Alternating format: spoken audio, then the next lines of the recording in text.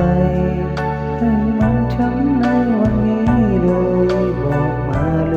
ยนะเธอว่าใจเธอนั้นมีใครจะปิดบังไปใหญ่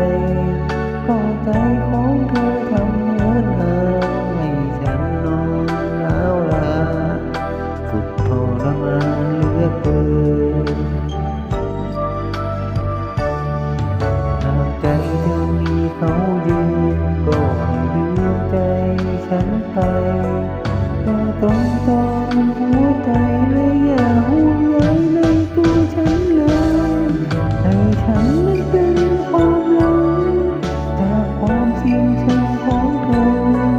ที่เคยซึ้งใจก็ให้หลั่งไหลไปกับน้ำตาปล่อยฉันไม่เดินจากไปอยากไปบนทางสีดำปวดใจนั้น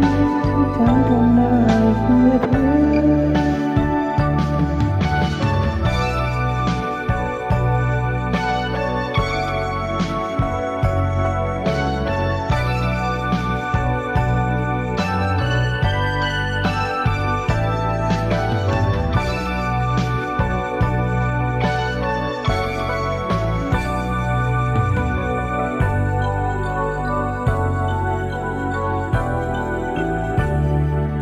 หากจะช้ำดวงใจให้มันช้ำในวันนี้เลยบอกมาเลยนะเธอว่าใจเธอนั้นมีใครจะปิดบังให้ใหญ่ก็ใจของเธอทำเหมือนห่างให้ฉันนอนร้าวรานสุดทรมานเหลือเกินหากใจเธอมีเขายืนก็ให้ลืมใจฉันไปอย่าตรงตรองหัวใจและอย่าห่วงใยในตัวฉันเลย